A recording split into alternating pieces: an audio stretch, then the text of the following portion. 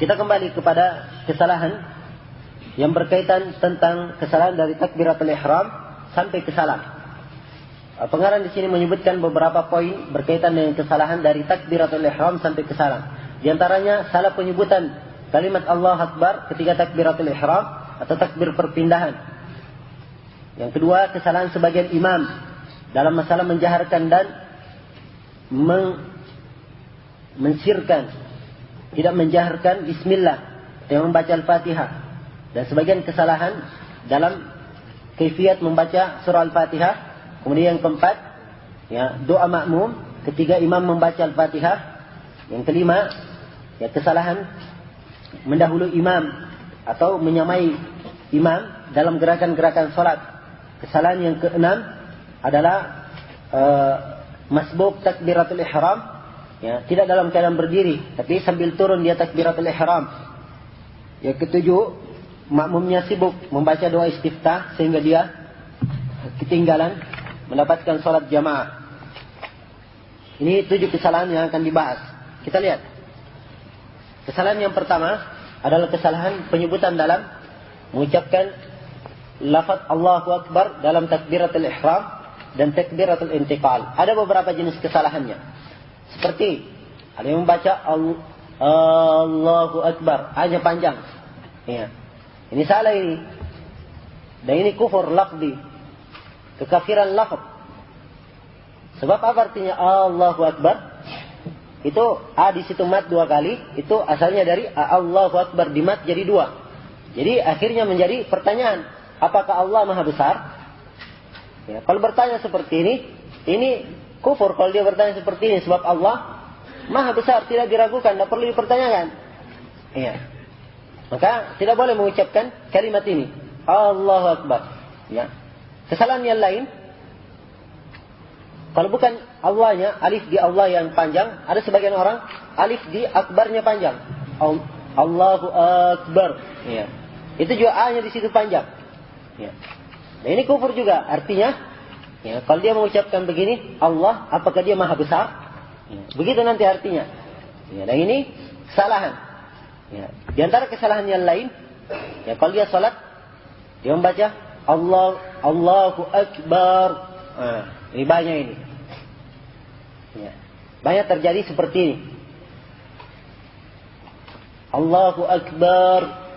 Banyak panjang di belakang. Allahu Akbar. Harusnya. Tapi banyak di kesepanjang. Allahu Akbar. Itu kesalahan. Hati-hati ya. Sebab ini salah sedikit saja. Maknanya. Yani menjadi berat. Ya. Sebab kalau dia katakan Allahu Akbar. Itu bentuk jamak dari kibir, bentuk jamak dari kesombongan. Jadi Allah itu mempunyai banyak kesombongan begitu. Ya. Jadi maknanya sangat jelek sekali dan ini kufur lafzi. Maka hati-hati dalam membaca, ya, kalimat-kalimat dan hendaknya, ya, membacanya dengan baik. Ya. Kalimat takbir atau kalimat Allahu Akbar, ya, dibaca dengan biasa Allahu Akbar.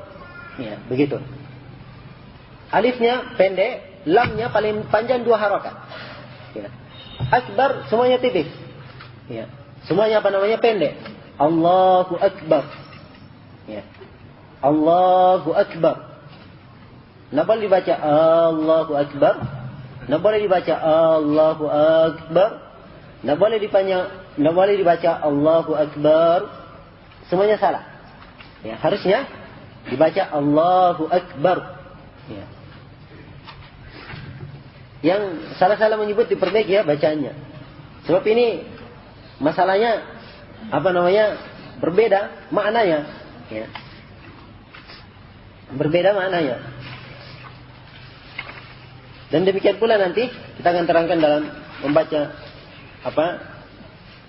membaca Al-Fatihah juga seperti itu. Ada kesalahan-kesalahan. Ya. Nah, ada sebagian orang membaca Allahu Akbar, dibaca Allahu Akbar. Ya, artinya Allah-nya hanya tidak dia habiskan Allahu, dia selesaikan Allahu Akbar. Dia tidak selesaikan, tapi Allah Akbar. Jadi bentuk hu-nya jadi waw, Allahu Akbar begitu. Akhirnya salah lagi. Ya. Dan itu tidak ada artinya nanti. Ya. Dan ini kesalahan-kesalahan seperti ini hendaknya dijaga.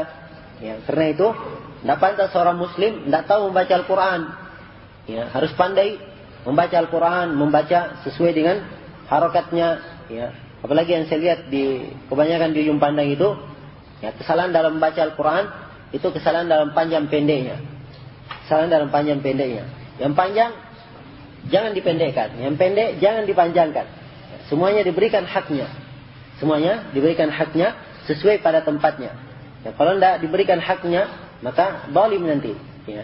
Sebab orang yang zalim itu artinya orang yang meletakkan sesuatu bukan pada tempatnya. Iya.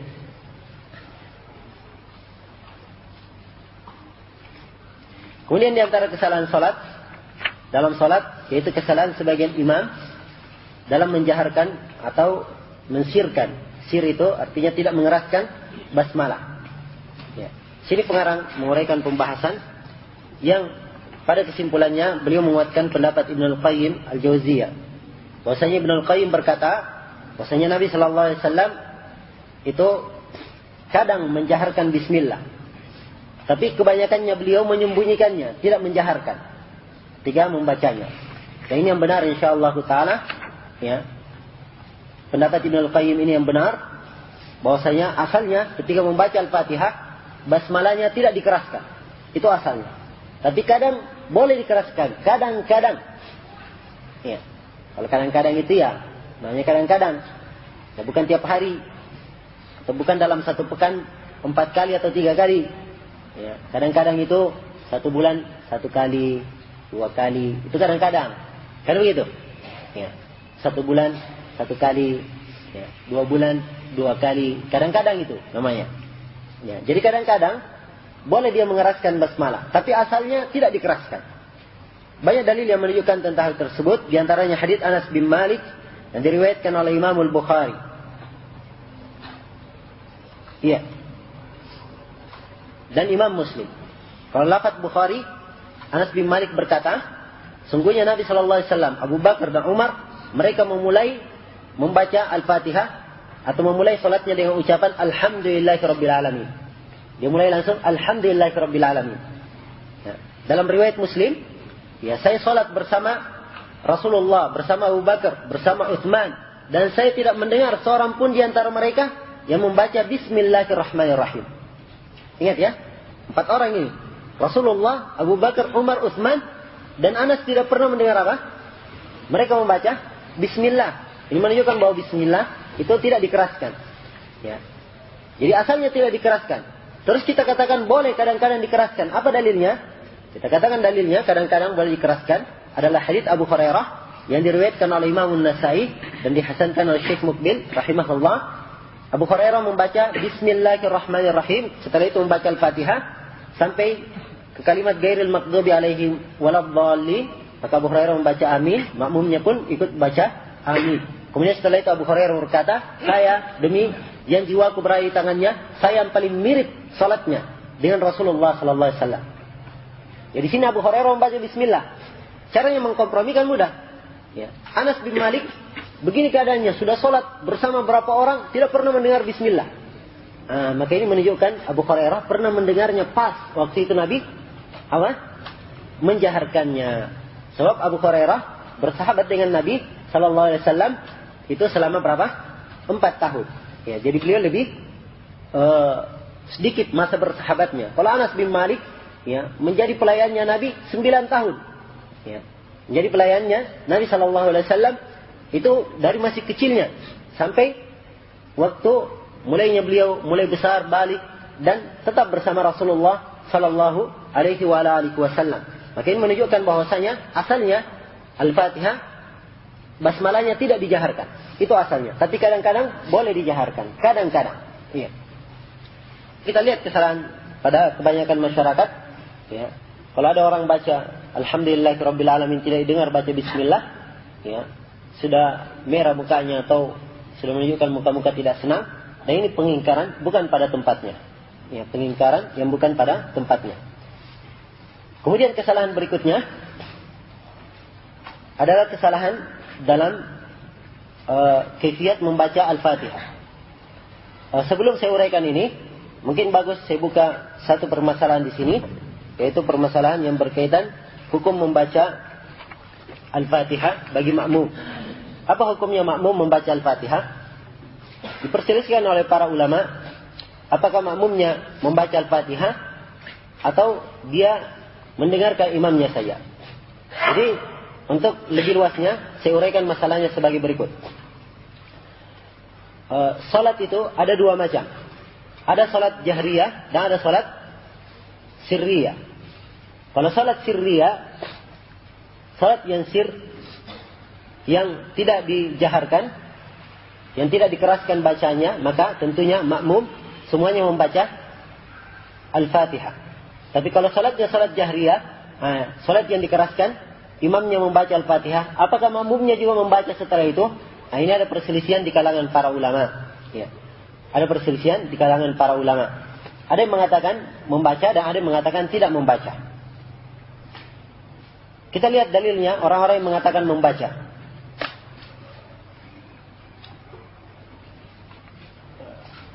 Baik. Atau kita katakan bahwasanya yang benar di dalam masalah, untuk meringkas, bahwa makmum juga wajib membaca Al-Fatihah walaupun pada salat yang dijaharkan. Sebab dalam hadits Abu Hurairah, Rasulullah sallallahu alaihi wasallam bersabda, "La'allakum taqra'una khalfa imamikum." Barangkali kalian membaca di belakang imam kalian. La taqra'u illa bi ummil kitab. Ya, jangan kalian membaca kecuali bi ummil kitab, kecuali dengan surah Al-Fatihah. Tidak boleh membaca kecuali surah Al-Fatihah. Dan dalam hadits Ubadah bin Samit yang diriwayatkan oleh Imam Al-Bukhari dan Imam Muslim, Rasulullah sallallahu alaihi wasallam bersabda, "La salata liman lam yaqra bi Fatihatil Kitab." Tidak ada salat bagi orang yang tidak membaca surah Al-Fatihah. Ya, tidak ada salat bagi orang yang tidak membaca surah Al-Fatihah. Maka yang benarnya, ya, makmum itu membaca surah Al-Fatihah. Dan juga dalam hadits Abu Hurairah tentang salatnya orang yang jelek, salatnya itu yang disuruh ulang salatnya oleh Nabi sampai 3 kali. Ya, di situ Nabi mengatakan di antara tuntunannya, "Tsumma qra' ma tayassara ma'aka minal Qur'an." Setelah itu bacalah apa-apa yang mudah bagi kamu dari Al-Qur'an. Ini menunjukkan kewajiban untuk membaca, dan para ulama menafsirkan itu adalah membaca surah Al-Fatihah. Ya. Karena itulah yang benar, dan ini adalah pendapat jumhurul ulama, bahwa makmum membaca surah Al-Fatihah. Makmum juga membaca surah Al-Fatihah pada saat apa? Makmum juga membaca surah Al-Fatihah walaupun imamnya membaca. Adapun hadis yang sering disebutkan oleh orang yang mengatakan tidak wajib membaca, yaitu hadis man kana lahu qira'ah fa qira'atul imamu, man kana lahu imam fa qira'atul imamu lahu qira'ah. Siapa yang mempunyai imam, maka bacaannya imam adalah bacaan dia. Itu adalah hadis yang lemah. Al-Hafidz Ibnu Katsir di dalam tafsirnya menyebutkan beberapa jalan hadis ini dan beliau melemahkannya, ya.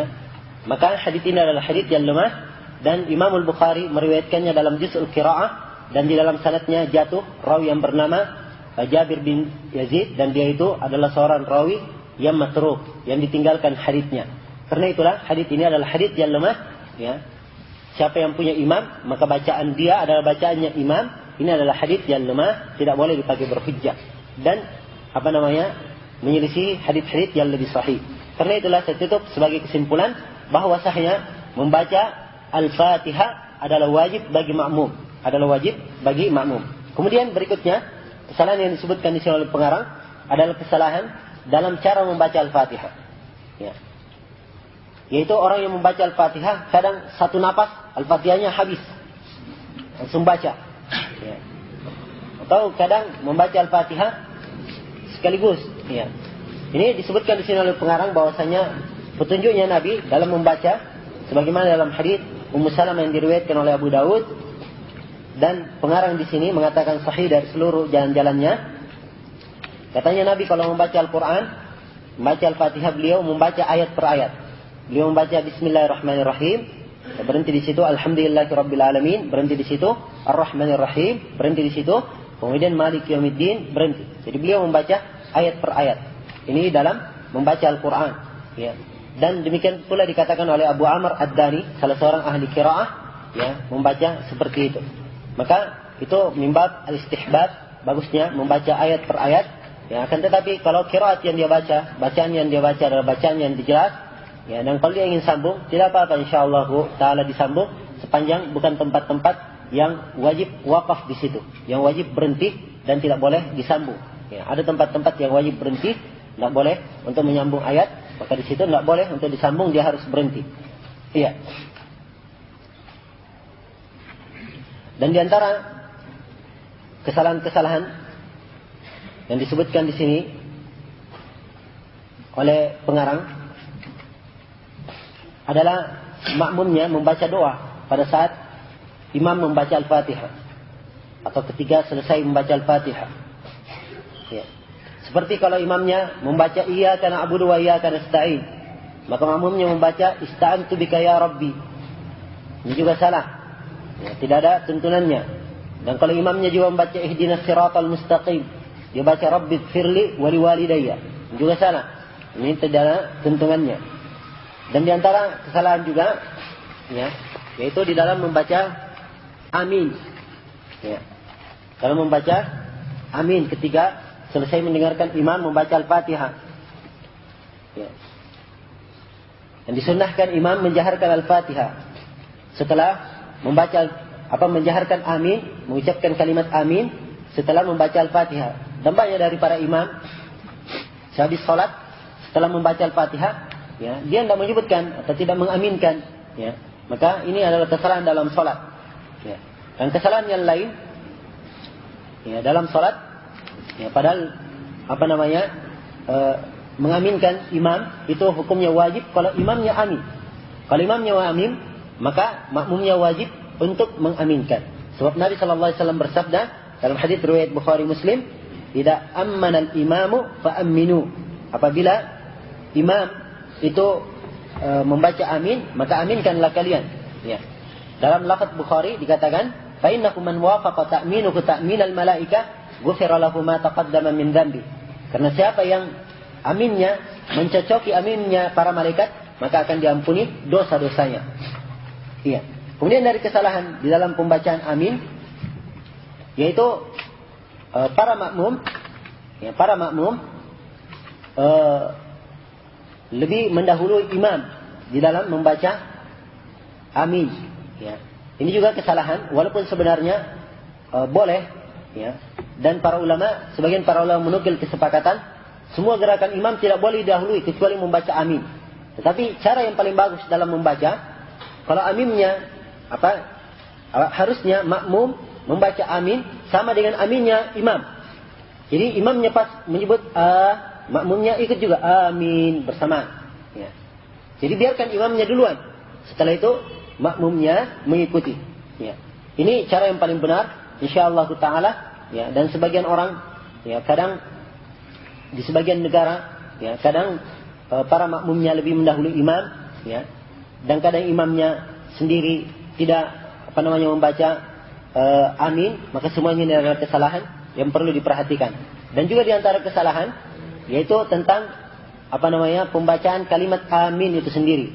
Ya, berapa harakat harusnya? Ya, berapa harakat harusnya? Memang ada dari hadits Nabi memerintahkan untuk dipanjangkan, ya, ucapan amin itu. Ya, tapi perlu diingat, memanjangkannya itu sesuai dengan kaidah-kaidah tajwid. Kalau kalimat dua panjang, ya, amat dalam bahasa Arab itu paling panjang 4 harakat. Kalau bacaannya jumhur ahli qiraah itu hanya baca 2 harakat saja. Kecuali bacaannya Nafi membaca 4 harakat. Jadi amin di situ cuma 2, paling panjang 2. Ini bacanya jumhur. Dan kalau bacanya Nafi bisa sampai 4. 4. Itu bacanya Nafi. Dan tidak ada lebih dari itu. Ya. Baca sampai 6 harakat, sampai 7 dan seterusnya, tidak ada. Ya, dalam bahasa Arab itu paling panjang kalimat paling panjang 4. Innal ladzina amanu, di situ 2 kalau menurut kebanyakan ahli qiraah, dan dibacaannya Nafi bisa 4 harakat. Kemudian minnya di belakang amin. Amin di situ matnya, ya, di atas ya, itu bisa 2, bisa 4, bisa 6. Paling panjang 6 harokat. Jadi baca amin. Paling panjang. Ya. Dan harusnya seorang disunahkan memanjangkannya. Ya. Jangan seperti sebagian orang amin. Ya. Kayak manggil temannya aja. Si amin yang dipanggil. Ya. Walaupun ada 2 bacaan dalam ada 2 qiraah, 2 lughah dalam penggunaan kalimat amin. Bisa dibaca amin, hanya panjang, dan bisa dibaca amin, gitu. Tapi sunnahnya Nabi, harokatnya dipanjangkan. Ya, harokatnya dipanjangkan. Nah, ini termasuk perkara yang sekira perlu diperhatikan. Kemudian di sini ada beberapa poin kesalahan juga disebutkan oleh pengarang. Saya tinggalkan 2 poin di sini, karena saya pandang masih butuh untuk dibahas. Beliau sebutkan di sini di poin, yaitu ada sebagian orang yang membaca alaihissallahu bi ahkamil hakimin ketika membaca ya ayat alaihissallahu bi ahkamil hakimin dalam surah At-Tin, ya. Ada yang makmumnya menimpali, ya, katanya bala wa ana ala dzalika minasyahidin. Ya. Ini juga dari hadits-hadits yang lemah, ya. Dari hadits-hadits yang lemah, dan sebagian kalau membaca surah Ar-Rahman fabi ayyi ala'i rabbikuma tukadziban, ada yang menambah wala bi syai' min ni'amika rabbina min ni'amika rabbana nukadzib falakal hamdu. Ya, ada yang menambah seperti itu. Ini juga ada dalam hadis yang lemah. Ya, ada tapi dalam hadis yang lemah. Maka hati-hati ya dari bacaan-bacaan ini. Kemudian di sini disebutkan juga oleh pengarang tentang kesalahan orang yang salat dan sengaja tanahnah. Ya, sengaja tanahnah di dalam salat tanpa udzur dan tanpa darurat. Apa itu tanahnah?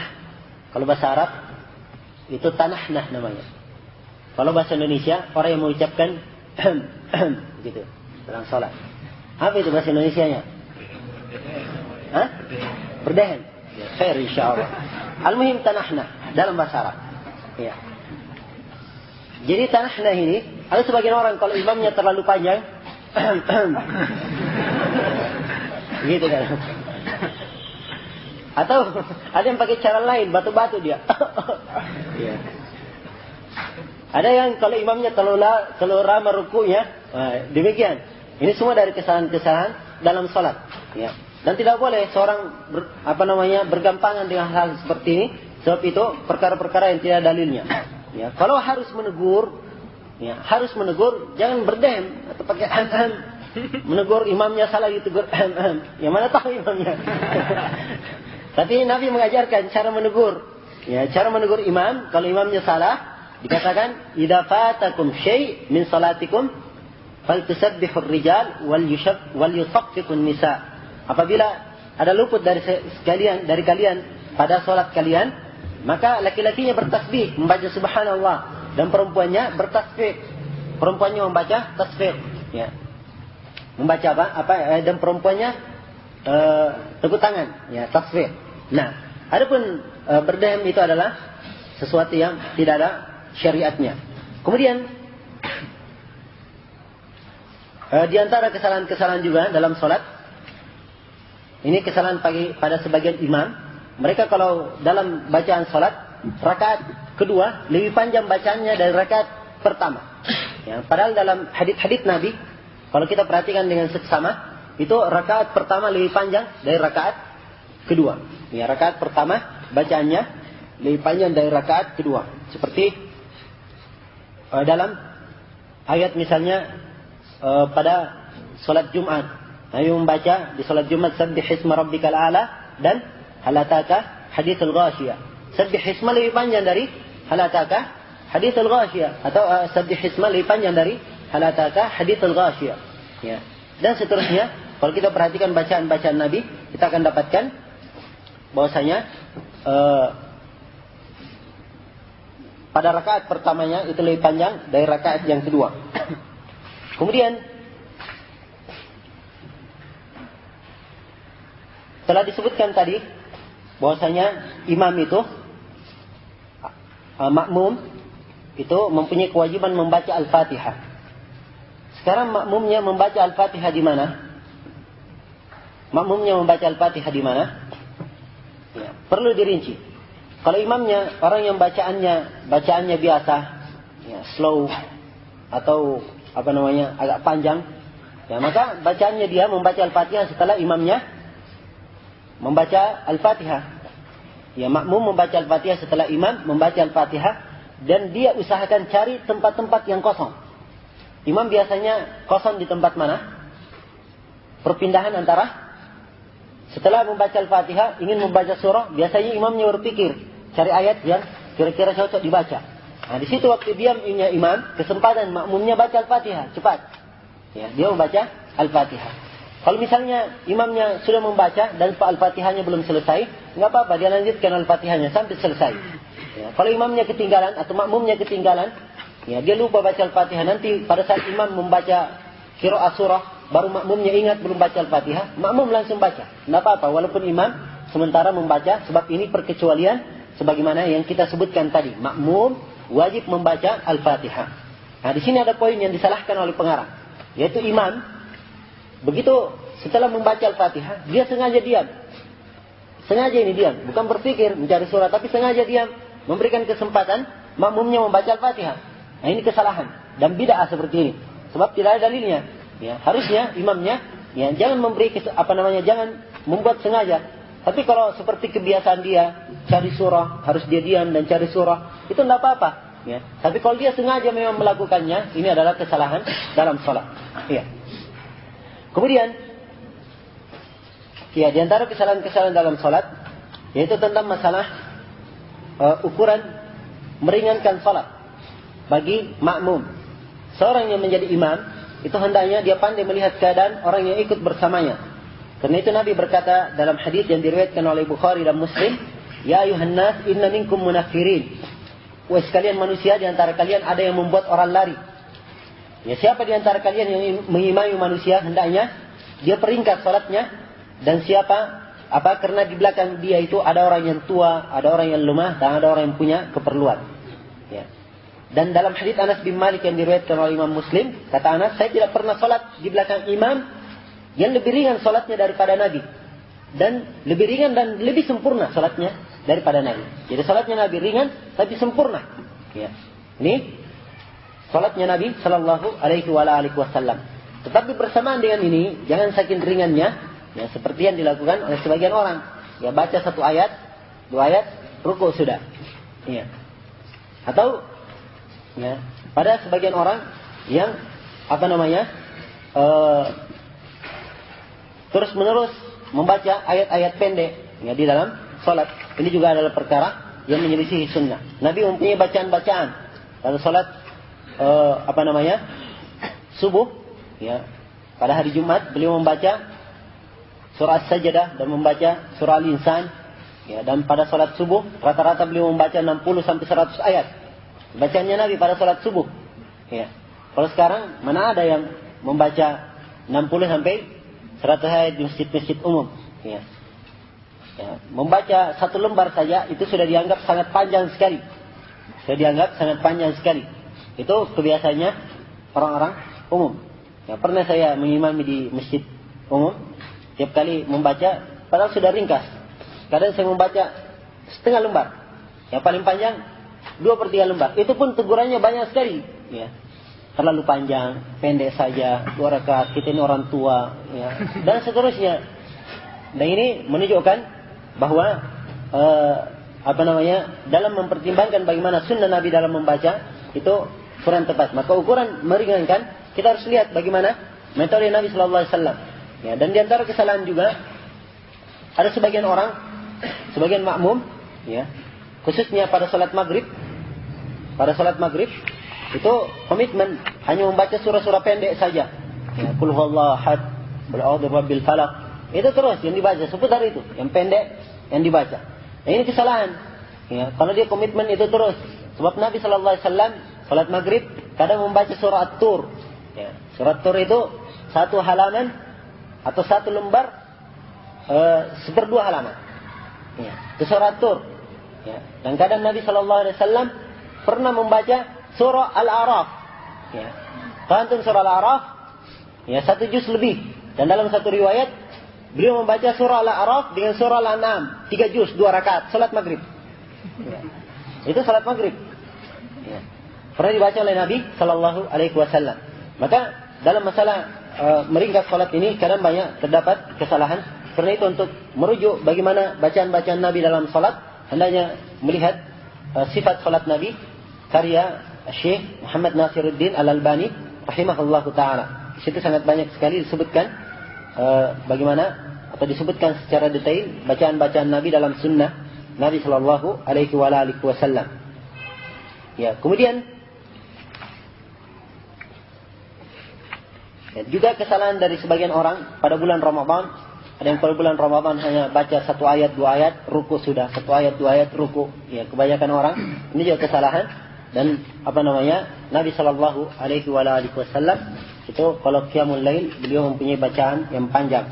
Ya, sebab situ waktu-waktu tadabburul Quran dan mengingat kepada Allah Subhanahu wa taala, dan makin panjang seorang itu berdiri, makin pahalanya semakin besar dan semakin banyak. Iya, dan kesalahan yang lain sebagian di sini disebutkan ada orang yang terus-menerus membaca surah Al-Jum'ah pada salat Isya. Ya, pada malam Jumat. Jadi malam Jumat, Kamis malam Jumat, ya, salat Isya dia baca surah Al-Jum'ah. Ya, terus-menerus seperti itu. Memang ada haditsnya, tapi haditsnya adalah hadits yang lemah. Kalau dia komitmen baca terus-menerus, itu termasuk dari bid'ah. Ya, termasuk bid'ah yang tidak boleh dilakukan. Dan di sini juga perlu diingatkan bahwasanya yang sangat disayangkan sekarang dari keadaan masjid-masjid kaum muslimin itu sudah banyak lepas imam-imamnya atau imam-imamnya kebanyakannya orang-orang yang tidak terpelajar, ya, yang diandalkan hanyalah orang-orang yang punya suara yang cantik saja, yang baik. Ya. Bagus dalam tajwid membaca Al-Quran itu adalah perkara yang diharapkan, tapi imamnya dia adalah orang yang terpelajar, penuntut ilmu, itu lebih bagus. Ya, itu lebih bagus. Kalau misalnya sujud sahwi atau misalnya terjadi kesalahan dalam sholat, ya, kalau imamnya tidak mempunyai ilmu, maka dia tidak tahu bagaimana caranya melakukan hal tersebut. Ya, karena itulah seseorang hendaknya atau orang-orang yang di satu lingkup jamaah masjid memilih orang yang paling alim dan paling bagus bacaannya. Ya. Kemudian di antara kesalahan yang disebutkan di sini yang berkaitan dari takbiratul ihram sampai ke salam, yaitu sebagian makmum yang mendahului imamnya. Sebagian makmum yang mendahului imamnya. Mendahului imam itu hukumnya tidak boleh. Sebab Nabi sallallahu alaihi wasallam bersabda dalam hadits Anas bin Malik yang diriwayatkan oleh Imam Muslim, "Wahai sekalian manusia, sungguhnya saya adalah imam kalian. Fala tasbiquni birruku' wala bisujud wala bil qiyam wala bil insirah." Maka jangan kalian mendahului saya dalam ruku, sujud, berdiri dan selesai dari salat. Tidak boleh mendahului Nabi sallallahu alaihi wasallam. Dan juga beliau mengancam dalam hadits riwayat Bukhari Muslim dari hadits Abu Hurairah, "Ama yakhsha alladhi yarfa' ra'sahu qabla al-imam ay yuhawwil Allah ra'sahu ra'sal himar?" Tidakkah takut orang yang mengangkat kepalanya sebelum imam, ya, akan dirubah kepalanya itu oleh Allah Subhanahu wa taala menjadi kepala keledai. Ya. Ini bahaya nih, ya, jangan dianggap main-main ini. Ya, nanti kepalanya dirubah betul menjadi kepala keledai. Ya. Dan ini pernah terjadi. Ya, pernah terjadi. Disebutkan di sini kisah, dan kisah ini asalnya disebutkan oleh Ibnu Hajar rahimahullahu taala dari sebagian para muhadditsin, bahwa sebagian muhaddits mengadakan perjalanan rihlah ke Dimashq kepada mengambil ilmu, mengambil hadits kepada seorang syekh yang terkenal di negeri itu. Maka ia pun membaca, ya, sejumlah hadits pada syekh ini. Tapi syekh ini tidak pernah menampakkan dirinya. Antara dia dan antara syekhnya ada terus hijab. Ya, ada hijab terus yang menghalanginya. Dia tidak pernah melihat wajah syekhnya. Tatkala mula zamannya sudah panjang, muridnya ini sudah lama duduk, ya, dan kelihatan bagaimana semangatnya dia menuntut ilmu hadis, maka syekhnya pun membuka hijabnya. Ya, dan ia melihat wajahnya ternyata wajah keledai. Ya. Maka ia tanya, maka syekhnya berkata kepadanya, "Wahai anakku, hati-hati kamu mendahului imam. Ya. Karena saya tatkala lewat hadits ini terhadap saya, ketika saya baca hadits ini, kata syekhnya ini, saya menganggap ini jauh. Mana mungkin bisa dirubah kepalanya jadi kepala imam. Ya, dianggap itu adalah perkara jauh. Maka saya pun mendahului imam dan akhirnya wajahku menjadi seperti ini. Maka hati-hati menyelisihi sunnah Nabi sallallahu alaihi wasallam, apalagi mengolok-olok sunnah Nabi sallallahu alaihi wasallam. Ya, ini ada sebagian masyarakat kalau sampaikan sunnah, wah masa ada seperti itu, wah masa ada seperti itu. Ini hati-hati. Ya, jangan merasa aman dari siksaan Allah Subhanahu wa taala. Ya. Ini kisah ya, dan pernah tersebut lagi kisah dalam Syiar Alamun Nubala. Sanadnya semuanya para imam yang meriwayatkan kisah ini. Ya. Ada orang yang lagi duduk di masjid, disampaikan sunnahnya Nabi begini, sunnahnya Nabi begini. Dia apa itu sunnahnya Nabi? Tidak begitu. Tiba-tiba dari mana? Dari masjid begitu, dari atas atapnya, tiba-tiba jatuh ular yang sangat besar dan mengejar anak muda ini. Anak muda ini lari. Yang mengatakan apa tadi ini sunnah ini? Mengolok-olok sunnah ini. Terus dikejar dia.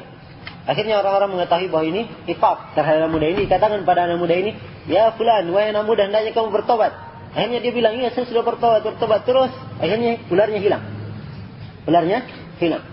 Hati-hati dalam menyelisih sunnah Nabi sallallahu alaihi wasallam. Ada juga pernah orang yang ketika mendengarkan hadis, ya, siapa yang bangun dari tidurnya hendaknya dia cuci 3 kali, ya, sebab dia tidak tahu di mana tangannya bermalam. Apa katanya? Saya tahu di mana tanganku bermalam, tidak perlu saya cuci. Ya, dia tidur, besok paginya dia bangun, tangannya masuk, ya, ke dalam duburnya sampai ke pertengahan tangannya. Ya. Ini karena mengolok-olok sunnah Nabi sallallahu alaihi wasallam. Maka hati-hati, ya. Ini masalahnya masalah besar, menyangkut masalah agama Allah Subhanahu wa taala. Ya, kalau seseorang tidak tahu saja. Atau dia belum menerima, jangan molok-molok. Ya, maka hati-hati menjaga lisan, sebab Allah Subhanahu wa taala menjaga agamanya. Ya, dan Allah sangat keras siksaannya. Ya. Dan demikian pula sebagian orang, ya, kalau disampaikan sunnah tentang hijab, harusnya memakai jilbab dan seterusnya, akhirnya keluar kalimat-kalimat ocehan dan olok-olokan. Ini takutkan dia akan mendapatkan siksaan dari Allah Subhanahu wa taala dan mendapatkan sesuatu yang tidak baik baginya di dunia maupun di akhirat. Tapi ini poin itu, dan di dalam poin kesalahan melampaui imam dan sama dengan gerakan imam, ini disebutkan oleh pengarang beberapa poin di sini, tapi sekira kesimpulannya itu tadi. Kemudian kesalahan berikutnya yang disebutkan di sini oleh pengarang, yaitu makmum yang takbiratul ihram. Dia masbuk, dia terlambat. Imamnya sudah mau ruku, ya. Akhirnya dia ikut ruku juga. Allahu Akbar sambil ruku. Takbiratul ihramnya. Ini salah. Ya. Ini salah sebab ini menyelisih sabda Nabi sallallahu alaihi wasallam ketika beliau mengajarkan cara takbiratul ihram. Kata beliau, "Idza qumta lis-shalati fakabbir." Kalau kamu berdiri untuk salat, maka takbirlah kamu. Maka takbiratul ihram itu dilakukan pada saat berdiri. Ya, kalau dia masbuk, berdiri dulu, tegak, Allahu Akbar. Selesai takbiratul ihram, langsung dia turun mengikuti gerakan imam itu. Ya, atau mengikuti imam pada gerakannya. Itu yang benarnya. Kemudian takbirnya berapa kali? Ya, takbiratul ihram 1 kali. Kalau imamnya pas turun untuk sujud, maka dia takbir lagi untuk sujud. Takbir lagi untuk sujud. Ya. Demikian seterusnya. Ya. Dan kalau misalnya terlambat, misalnya imamnya sudah tasyahud terakhir dan khawatirkan imamnya akan salam, maka dia takbiratul ihram saja 1 kali, Allahu Akbar, setelah itu langsung ikut tasyahud supaya mendapatkan fadilah salat berjamaah.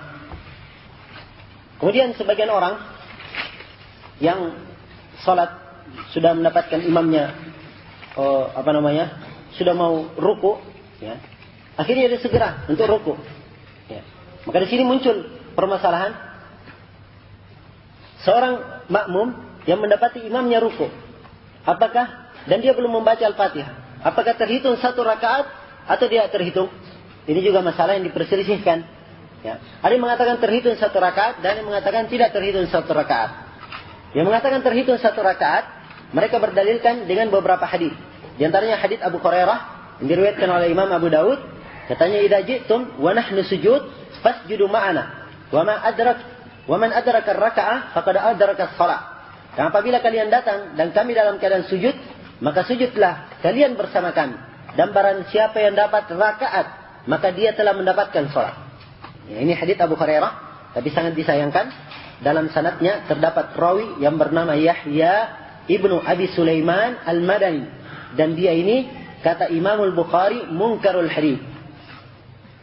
Kalau Imam al-Bukhari menggunakan munkarul hadits, itu artinya tidak halal meriwayatkan darinya. Sebab Imam al-Bukhari itu terkenal dalam ilmu hadits, kalimatnya lembut dalam mengkritik, tapi makna yang diinginkan makna yang sangat keras. Imam al-Bukhari dalam mengkritik. Ya, kemudian ada juga yang berdalilkan dengan hadits Abu Hurairah yang diriwayatkan oleh Ibnu Khuzaimah. Ya, dengan lafaz man adraka al-imam raki'an qabla an yuqima salbah faqad adraka ar-rak'ah. Siapa yang mendapatkan imam dalam keadaan ruku sebelum imam meluruskan punggungnya, maka dia telah mendapatkan rakaat. Ya. Hadits ini dari jalan Yahya ibnu Humaid, dan dia lemah. Ya, dan Syekh Mukbil mengatakan bahwa Imam al-Bukhari telah salah ya dalam periwayatan hadits ini, sebab asal haditsnya dari hadits Abu Salamah dari Abu Hurairah, siapa yang mendapatkan satu rakaat dari salat, dia telah mendapatkan salat. Ya, itu asal haditsnya dan tidak ada kaitannya dengan permasalahan. Ya, dan ada juga yang berdalilkan dengan hadits Abu Bakrah. Ya, hadits Abu Bakrah. Yang mana Abu Bakrah masuk salat, Nabi sudah ruku, dia ikut ruku. Ya, sampai Abu Bakrah mendapatkan shaf. Sampai Abu Bakrah masuk ke shaf. Kemudian Nabi SAW berkata, siapa mengerjakan itu tadi? Ya, Abu Bakar berkata, saya Rasulullah. Maka Nabi berkata, zalakallahu hirsam la ta'ud. Mudah-mudahan Allah menambah kamu semangat dan jangan kamu ulangi. Di antara tiga dalil orang yang membolehkan ini, orang yang mengatakan dapat satu rakaat, ya, dalilnya yang bisa dipakai hanya hadits Abu Bakar. Ya. Dan hadits Abu Bakar ini tidak bisa menjadi dalil bahwa ia dihitung mendapatkan rakaat. Karena beberapa alasan. Alasan yang pertama, hadits-hadits lainnya lebih kuat. Itu dalam hadits riwayat Bukhari Muslim dari hadits Ubadah bin Samit, Rasulullah sallallahu alaihi wasallam bersabda, la salata liman lam yaqra bi Fatihatil kitab. Tidak ada salat bagi orang yang tidak membaca Al-Fatihah. Baca Al-Fatihah hukumnya rukun. Ya. Kalau ditinggal artinya dia tidak mendapatkan salat, tidak mendapatkan rakaat. Ya, hadits ini sangat tegas ya dan kuat bahwa harus membaca Al-Fatihah. Kalau dia dapati imam ruku dan belum membaca Al-Fatihah, tidak terhitung satu rakaat. Nah, sekarang bagaimana haditsnya Abu Bakar ini? Yang katanya Abu Bakar masuk dalam sholat dan begitu dia dapati imam ruku, dia dari jauh ruku juga. Dan berjalan sampai masuk ke shaf. Ini menunjukkan terhitung satu rakaat. Ya. Maka jawabannya dari beberapa sisi. Sisi yang pertama, ya, kita katakan, loh Anda berdalilkan dengan itu? Bukankah Abu Bakar ditegur di akhir hadits? Iya kan? Nabi menegur, zadakallahu hirsan, mudah-mudahan kamu ditambah semangat dan jangan kamu ulangi. Maka kata Ibnu Hazm, bagaimana ada orang yang berdalilkan dengan suatu perkara yang telah dilarang oleh Rasulullah sallallahu alaihi wasallam. Jadi itu halnya sudah dilarang oleh Nabi. Ya, kenapa mau dilakukan? Satu. Ya. Kemudian yang kedua, itu andai kata ada pendalilan. Kemudian yang kedua, di sini Abu Bakrah ketika mendapatkan ruku itu di rakaat keberapa? Rakaat pertama atau kedua atau ketiga atau keempat? Tidak diketahui, ya kan? Ya, tidak diketahui. Dan tidak diketahui Abu Bakrah setelah mendapatkan ruku, mungkin Abu Bakrah tambah setelah itu satu rakaat. Ya. Karena banyaknya kemungkinan dalam hadits ini, maka tidak bisa dijadikan sebagai pendalilan. Sehingga menentang hadits yang lebih kuat itu tadi, bahwa wajib membaca Al-Fatihah. Maka sebagai kesimpulan dalam masalah ini, dan ini adalah pendapat yang paling kuat, bahwa makmum kalau mendapati imam dalam keadaan ruku dan dia belum membaca Al-Fatihah, tidak terhitung satu rakaat. Tidak terhitung satu rakaat. Ya. Saya kira ini sebagai kesimpulan dalam masalah ini. Kemudian berikutnya, kesalahan yang disebutkan di sini oleh pengarang lagi, kesalahan yang lain yang beliau sebutkan adalah kesalahan sebagian orang-orang yang masbuk. Dia terlambat datang. Ya. Imamnya misalnya sudah mau salam dan dia sibuk dulu membaca doa istiftah. Ya. Sibuk membaca doa istiftah. Belum selesai doa istiftahnya, imamnya salam sudah. Tidak dapat rakaat dia. Dia tidak mendapati imam. Dan ini kesalahan. Dan sebagian orang lagi, imamnya misalnya sudah membaca pada salat jahriyah. Dia sudah membaca surah. Dia datang Allahu Akbar, ya, membaca doa istiftah dulu. Belum membaca Al-Fatihah. Nah, ini juga kesalahan. Doa istiftah itu hukumnya sunnah. Kalau imam lagi membaca, tidak boleh baca doa istiftah. Ya, tidak boleh baca doa istiftah. Maka kalau dia masuk, dia langsung membaca Al-Fatihah saja. Langsung membaca Al-Fatihah, setelah itu dengarkan imam. Dengarkan imam. Jangan sibukkan diri membaca doa istiftah. Sebab doa istiftah itu hukumnya apa? Hukumnya sunnah. Dan mendengarkan imam membaca hukumnya wajib. Ya, hukumnya wajib. Maka ini termasuk kesalahan dalam sholat. Ya. Dan sebagian orang, ya, kalau dia sholat meninggalkan membaca, ya, meninggalkan membaca ta'awudz. Ya, a'udzubillahi minasyaitonir rajim. Kemudian padahal membaca isti'adzah, membaca ta'awudz itu juga adalah perkara yang wajib di dalam sholat. Ya. Perkara yang wajib dalam sholat. Dan Syekh Ibnu Utsaimin memberikan keringanan. Ya. Boleh dibaca pertama kali saja ketika mau sholat, dan boleh dibaca setiap kali mau sholat.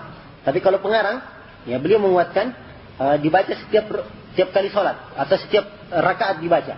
Kalau Syekh Ibnu Utsaimin memberikan keringanan, boleh dibaca di awal, ya, dan boleh dibaca pada setiap rakaat. Ya. Sebab asalnya ini dalilnya berlaku umum, ya, boleh ini dan boleh itu. Wallahu taala alam. Ya. Kemudian di sini kesalahan yang terakhir dalam bab ini yang disebutkan oleh pengarang, yaitu sebagian orang, ya, kalau dia sholat atau sebelum saya buka masalah ini, saya kasih dulu pendahuluan. Perlu diketahui bahwa sholat di belakang shaf sendirian, ya, sholat di belakang shaf sendirian bersamaan dengan shaf di depan belum penuh, dia bikin shaf baru, dia sholat sendiri di situ, itu batal sholatnya. Sholatnya batal. Sebab dalam hadis dikatakan la yaqbalullahu salatar rajuli munfaridan khalfas shaf. Ya. Allah tidak menerima salat seseorang di belakang shaf sendirian. Ya. Ini kalau shafnya masih kosong di depan, ya. Kemudian dia bikin shaf baru, seperti kebanyakan di masjid, masuk dia dari masjid, berhubung masjidnya luas, dia jalan ke sana, wah sangat panjang sekali. Ya, nanti terlambat rakaat, bikin shaf baru. Ini batal salatnya. Ya, kecuali kalau masjidnya sudah penuh, ya, shaf sudah penuh semua, harus bikin shaf baru, yang tidak apa-apa, dia bikin shaf baru sendiri walaupun tidak ada orang. Nah, ini dari memahami hadis itu tadi, ada yang salah memahami. Ini kesalahan yang disebutkan di sini oleh pengarang. Yaitu begitu dia dapatkan shaf sudah penuh semua, tidak ada lagi orang, dia cuma sendiri, dan dia takut kalau sholat sendiri batal sholatnya, dia tarik satu orang mundur supaya menemani dia. Ya. Nah, ini kesalahan. Sebab asalnya hal ini tidak ada dalilnya. Dan ini bid'ah kata Syekh bin Baz. Ini bid'ah, menarik orang. Ya. Kemudian kalau dia tarik akan terjadi kekosongan nanti di depan, kerenggangan. Ya. Nah, ini kesalahan yang lain. Karena itu hendaknya perkara-perkara ini dijauhi. Wallahu taala alam. Kemudian poin yang keempat dari pasal yang keempat yang disebutkan di sini oleh pengarang, yaitu tentang kesalahan orang-orang yang sholat berkaitan tentang pahala sholat. Dan sebagian kesalahan orang-orang yang tidak hadir sholat, ya, dan kesalahan berkaitan dengan orang yang meninggalkan sholat, ya, atau hukuman bagi orang yang meninggalkan sholat. Di sini disebutkan oleh pengarang 4 poin atau 4 pembahasan, 4 kesalahan. Yang pertama, kesalahan dalam memahami pahala sholat di Baitul Maqdis. Ya. Kemudian yang kedua, kesalahan sholat jamaah pada selain masjid. Kemudian yang ketiga, kesalahan membuat jemaah kedua, ya, dan membuat berbilan jemaah di satu masjid, dan juga terjadinya perselisihan antara berbagai madhab, ya, setiap ahli madhab sholat di belakang madhabnya sendiri. Kemudian kesalahan yang keempat disebutkan adalah orang yang tidak hadir, bahaya orang yang tidak hadir sholat berjamaah. Adapun tentang kesalahan seputar pahala salat di Baitul Maqdis, yang kita ketahui sekarang bahwa Baitul Maqdis itu yang berada di Palestina, itu salah satu dari 3 masjid yang mendapatkan keutamaan. Ya, Baitul Maqdis, Baitul Haram, Masjidil Haram, dan Masjid An-Nabawi sallallahu alaihi wa alihi wasallam. Iya. Maka sekarang ini Baitul Maqdis yang juga banyak dikunjungi oleh orang, ya, ada sebagian hadis yang menunjukkan salah memahami tentang pahala salat di situ. Ada sebagian orang berdalilkan dengan hadis bahwa mengatakan salat di Masjidil Haram pahalanya 1000 atau 100.000 kali salat, ya, pahalanya. Dan salat di masjidku, di Masjid Nabawi, itu pahalanya 1000 kali salat, ya. Dan pahala salat di Baitul Maqdis pahalanya 500 salat. Ya, pahalanya 500 salat. Ya. Ini hadis diterangkan di sini oleh pengarang bahwa hadisnya adalah hadis yang terdapat kelemahan di dalamnya. Ya, ada rawi yang bernama Ibrahim bin Abi Yahya dan dia itu sangat lemah sekali. Ya.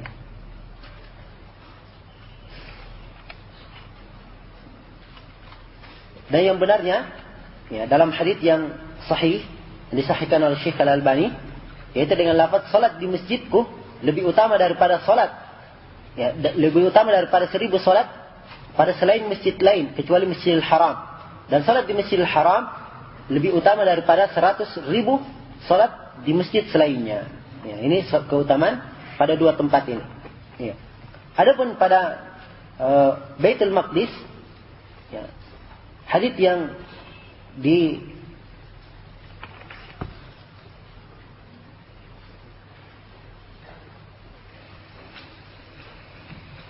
hadits yang disahihkan oleh pengarang di sini itu adalah hadits yang berbunyi salat di masjidku lebih utama daripada 4 salat, ya. Dan